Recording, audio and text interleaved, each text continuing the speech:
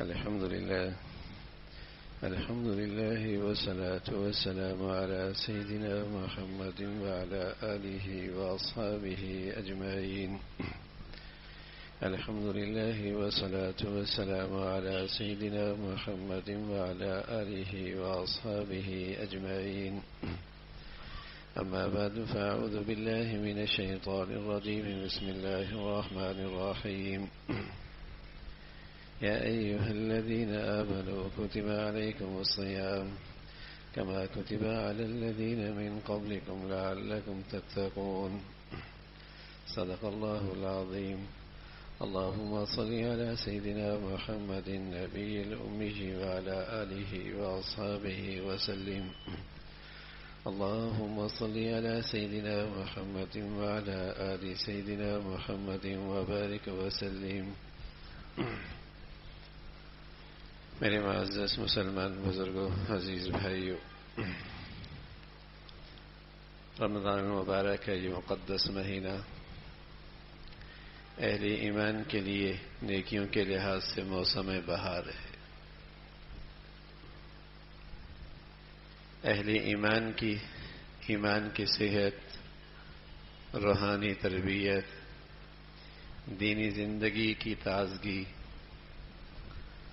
اور مقصد پہ آنے کا یہ بہترین موسم ہے۔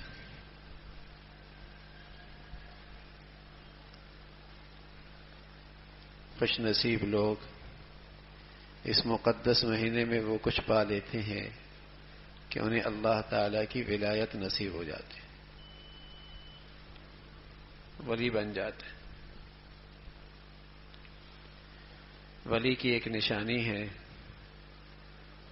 الا ان اولیاء اللہ کے ولی الذین آمنوا وکانوا یتقون، جو ایمان کے ساتھ تقوی کی زندگی گزارتے۔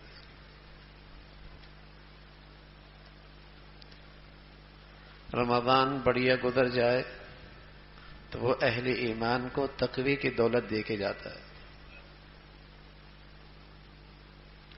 مسلمان کا رمضان بڑھیا گزرے تو وہ مسلمان کو تقوی کی دولت دیتا ہے، جو اسے اللہ کا ولی بنا دیتا ہے۔ ولایت کا مہینہ ہے، اس لیے مسلمان اس کا انتظار کیا کرتے تھے، اور خود پیارے رسول صلی اللہ علیہ وسلم مہینوں پہلے اس کے لیے دعائیں کیا کرتے تھے۔ بڑی دولت ملتی ہے اس میں۔ سر کی آنکھوں سے نظر آتا ہے کہ ہر طرف اللہ کی رحمت کا شامیانہ تن جاتا ہے، طبیعتیں نیکیوں کی طرف کھنچنے لگتی ہیں۔ ایک منادی آواز دیتا ہے اللہ کریم کی طرف سے کہ اے نیکی کے طالب آگے بڑھ، اے برائی کے چاہنے والے اب بس بھی کر۔ تو یہ منظر دنیا میں نظر آتا ہے کہ کمزور سے کمزور ایمان والا بھی اللہ کے گھر کی طرف، اللہ کی بندگی کی طرف کھینچے چلا آتا ہے۔ وہ برائیاں جو غیر رمضان میں ہوتی ہیں کسی قدر تھم جاتی ہیں، تو اللہ کی رحمت کا شامیانہ تن جاتا ہے۔ 2 رکعتیں پڑھنا مشکل ہوتی ہے، رمضان آتا ہے سبحان اللہ ذوق شوق سے رات کا قیام کر رہا ہوتا ہے، تراویاں پڑھ رہا ہوتا ہے، قرآن سن رہا ہوتا ہے، تہجد پڑھ رہا ہوتا ہے۔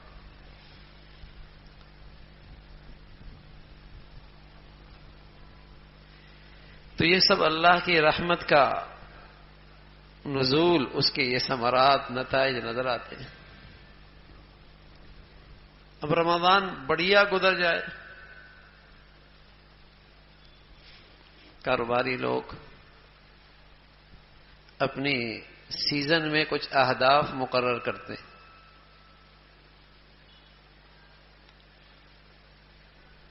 اگر وہ ان کا اہداف پورے ہو جائے تو کہتے ہیں سیزن لگ گیا۔ اچھا خاصا کاروبار بھی ہو، لیکن اہداف نہ ملیں تو کہتے ہیں سیزن نہیں لگا.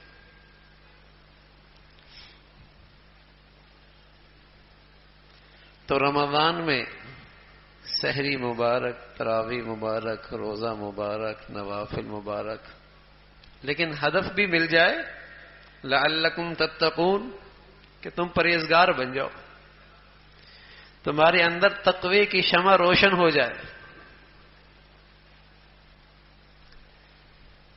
تمہارے اندر تقوی کی شمع روشن ہو جائے، پرہیزگار بن جاؤ. تربیت کرائی جاتی ہے، کھانے کی طلب ہے، پینے کی طلب ہے،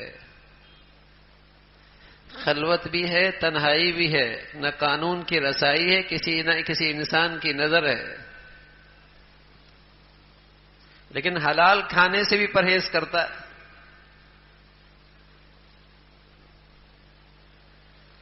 حلال بھی نہیں کھاتا، جی روزہ ہے، اللہ تعالیٰ کا حکم ہے، جی روزہ ہے، اللہ تعالیٰ کا حکم ہے. تربیت ہو رہی ہے تاکہ بقیہ زندگی میں بازار میں کھڑا ہو، دکان پہ ہو، خوشی اور غمی کی تقریبات میں ہو، تو یہاں حلال سے بچ رہا ہے وہاں حرام سے بچ جائے. یہی تقوی ہے.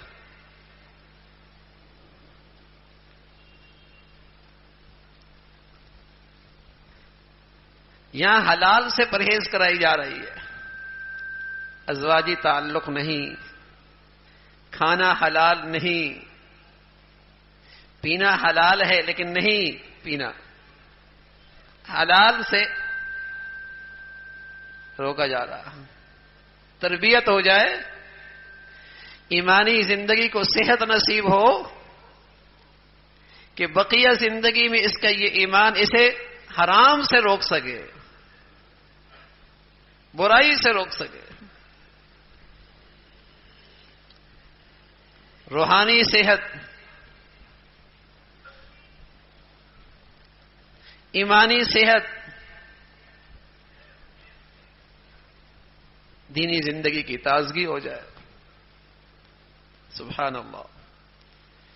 جس ذوق شوق سے اللہ کے دربار میں رمضان میں حاضری ہوتی ہے، ایسا رمضان گزرے کہ اللہ تعالیٰ زندگی بھر اپنا گھر نصیب فرما دینا.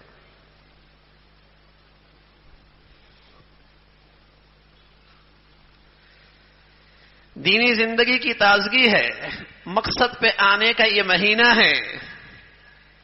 11 مہینے غفلت بھی ہو جاتی ہے، کمی بھی ہو جاتی ہے،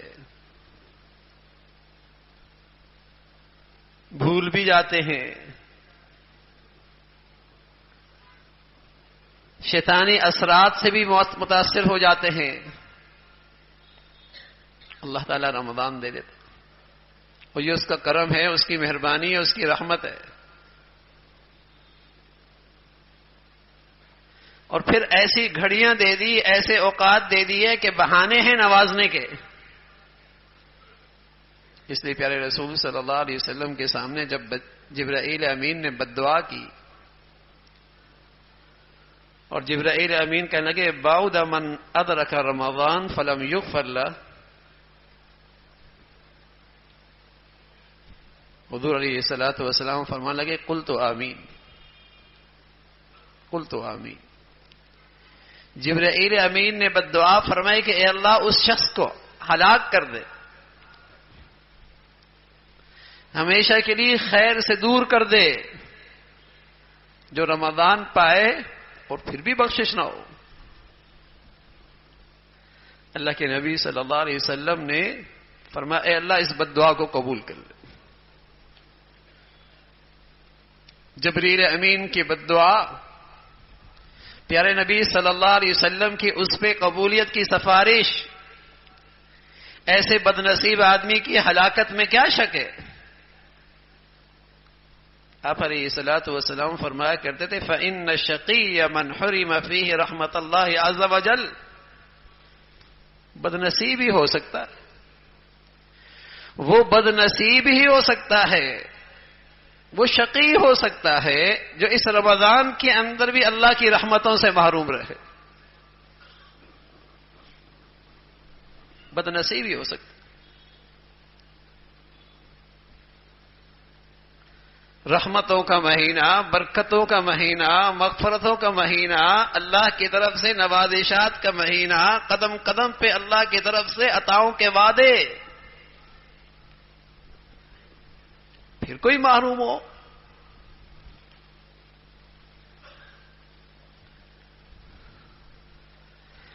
تو تربیت کا، ایمانی تربیت کا، دینی زندگی کی تربیت کا موسم بہار ہے، یکسو ہونا چاہیے، پوری توجہ لینی چاہیے. رمضان آ گیا، بچوں کو، بچیوں کو تربیت کرنی ہے. گھر کے ماحول میں ایمانی تربیت، ایمانی ماحول لانا ہے. پھر نہ ملے. ابھی تو طبیعتوں میں نیکی ہے. شیاطین بند کر دیے گئے ہیں. بس اوقات خیال آتا ہے شیاطین بند کر دیے گئے تو پھر کوئی بد نصیب ایسے بھی تو ہیں جو رمضان میں بھی روزے نہیں رکھتے اور ایسے بے حیا ہو گئے ہیں کھلے عام کھاتے ہیں. شیطان نہیں تو پھر یہ کیسے؟ بس اوقات سورج غروب ہو جاتا ہے لیکن اس کی تپش تو رہتی ہے نا. بس اوقات آدمی آگ کے پاس بیٹھا ہوتا ہے، آگ بجھ بھی جاتی ہے، اس کی تپش تو باقی رہتی ہے نا. تو 11 مہینے اس پر شیطانی اثرات اتنے بڑھ گئے کہ اس کے اثرات تو ہیں نا. بس اوقات خود اس انسان میں شیطانیت آ جاتی ہے، گناہ کر کر کے بے حیا ہو جاتا ہے.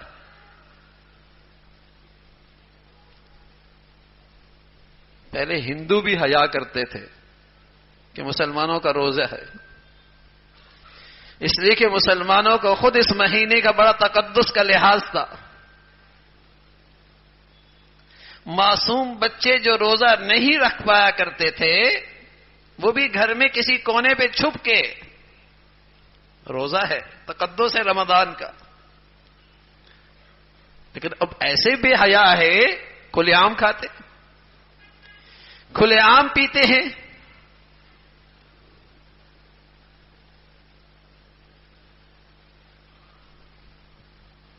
تو اس کے اثرات ہیں.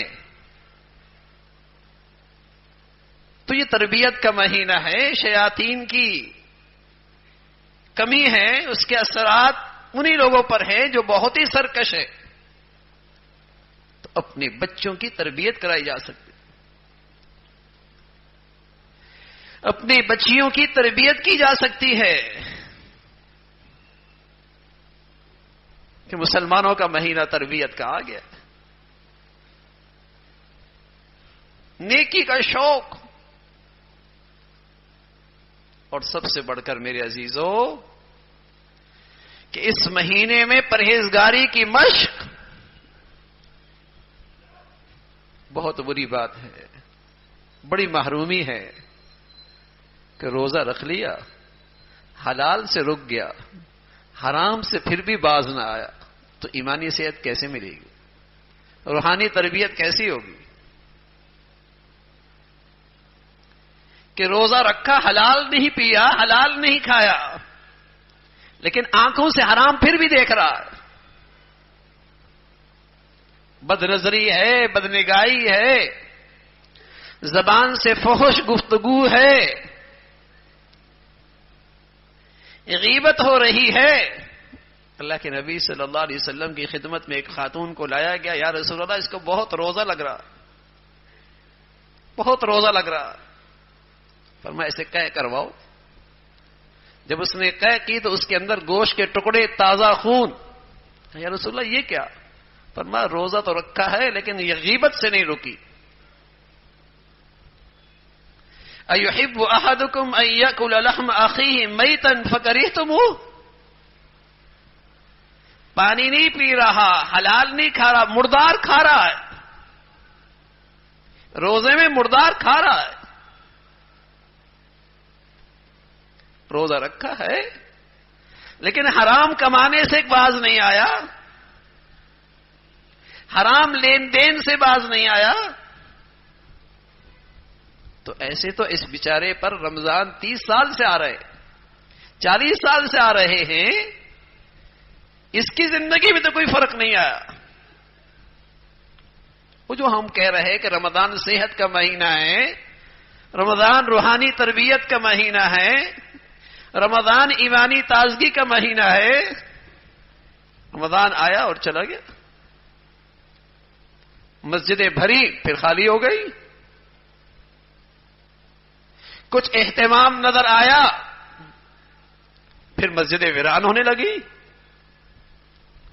اللہ نہ کرے ایسا ہمارے ساتھ ہو, اللہ نہ کرے اللہ ایسا ہمارے ساتھ ہو. تو یہ رمضان کو اس شان سے گزر جائے کہ مجھے ایمان کی صحت نصیب ہو, روحانی تربیت ملے, تقوی کی دولت مل جائے. لعلکم تتقون, رمضان آیا ہے تمہیں تقوی دینے کے لیے. پرہیزگار بن جاؤ کہ اللہ کا حکم نہ ٹوٹے. جب تقوی کا چراغ روشن ہوتا ہے تو فرمایا اعدت للمتقین, متقی لوگ ہیں. والذین اذا فعلوا فاحشة او ظلموا انفسهم ذکروا اللہ فاستغفروا لذنوبهم, یہ متقی لوگ ہیں. جب تقوی کا چراغ روشن ہوتا ہے, اگر کبھی بالفرض ان سے غلطی ہو بھی جائے, سبحان اللہ, یہ تقوی کا نور انہیں سکون نہیں لینے دیتا جب تک کہ اس کی تلافی نہ کر لے, جب تک کہ اس کی تلافی نہ کر لے. یہ تقوی. رمضان اس لیے آیا ہے میرے عزیزوں کہ ہماری تربیت ہو جائے, ہماری اولاد کی تربیت ہو جائے, ہمارے دلوں میں تقوی کا نور آ جائے, جو خلوتوں میں, تنہائیوں میں, طریقیوں میں, معاملات میں, معاشرت میں ہمیں اللہ تعالی کی نافرمانی سے روک دے. اس لیے رمضان آیا کہ زندگی میں پاکیزگی, طہارت آ جائے. تو رمضان بڑھیا گزارے. جہاں دن کا روزہ ہے, رات کی تراویح اور رات کا قیام ہے, جہاں کثرت سے نوافل اور دعائیں ہیں, وہاں پرہیزگاری ہے, پرہیزگاری ہے. تو ایمان والوں کا یہ جو سیزن ہے رمضان, اس کا ایک ہدف ہے. سیزن تبھی لگے گا جب یہ ہدف نصیب ہو جائے. رمضان کا یہ سیزن تبھی بڑھیا ہوگا جب یہ ہدف نصیب ہو جائے کہ مجھے زندگی کے ہر موسم میں اور زندگی کے ہر موقع پہ اللہ تعالیٰ کا لحاظ آ جائے, اللہ تعالیٰ کا خیال آ جائے کہ کوئی نہیں دیکھ رہا, وہ ذات تو دیکھ رہی ہے, اور یہ چیز مجھے اللہ کی نافرمانی سے روک دے. رمضان اس لیے آیا ہے. اگر یہ ہدف نصیب ہو گیا اور یہ سیزن یوں لگ گیا, پھر ساری عبادات بہت بڑھیا, پھر رمضان کے مزے ہیں. اور یہ پھر وہ توانائی ہے کہ رسول اللہ صلی اللہ علیہ وسلم نے فرمایا جسے رمضان میں ایسی ایمانی روحانی تربیت مل جائے تو یہ پورے سال اسے کام آتی ہے. یہ طاقت پورے سال کام آتی ہے. گاڑی خراب ہو جاتی ہے, انجن خراب ہو جاتا ہے, اسے صحیح کیا جاتا ہے. اگر اسے اچھے طریقے سے اس کو صحیح کیا جائے, سروس اچھی طرح ہو جائے تو پھر سڑکوں پہ چلتی ہے, صحیح کام کرتی ہے, کافی عرصے تک چلتی ہے. تو سروس کیسی ہوئی؟ تو رمضان کی ان گھڑیوں میں مسلمانوں کا ایمانی تربیت صحت کیسی ہوئی؟ پورے سال کام آئے گی. 11 مہینے گاڑی خراب ہو جاتی ہے، کچرا آ جایا کرتا ہے، عادتیں خراب ہو جاتی ہیں، عادتیں خراب ہو جاتی ہیں، ایمان کمزور ہو جاتا ہے. اللہ نے رمضان کا مہینہ دیا، اچھی سروس ہو جائے، صحت مل جائے، طاقت آ جائے، اور 11 مہینہ صحت کے ساتھ گزارے. میرے عزیزو، ہم کچھ کر لیں، کچھ طے کر لیں، اس لیے کہ یہ زندگی پانی کا بلبلا ہے، کب پھٹ جائے. ہاں، آپ بھی جانتے ہیں کتنے ایسے ہیں جو پچھلے سال رمضان میں ہمارے ساتھ تھے اور آج منو من مٹی کے نیچے چلے گئے نا.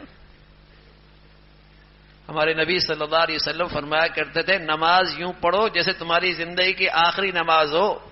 فصلی صلاۃ مودع، ایسے پڑھو جیسے زندگی کی آخری نماز ہو. اور ہر 2 گھنٹے کے بعد نماز ہوتی ہے؟ یہ تو سال کے بعد آتا ہے بھائی. اور دوران سال کتنے آتے اور چلے جاتے ہیں، صحت مند بھی چلے جاتے ہیں، جوان بھی چلے جاتے ہیں، بوڑھے بھی روانہ ہو جاتے. تو رمضان تو اس شان سے گزارے بھائی کہ تقوی کا نور مل جائے، تاکہ اللہ کے دربار میں حاضری ہو تو پھر شرمندگی نہ ہو، پھر شرمندگی نہ ہو. تو اس انداز سے رمضان گزارا جائے، کوئی وقت غفلت کا نہیں، کہیں بد پرہیزی نہیں.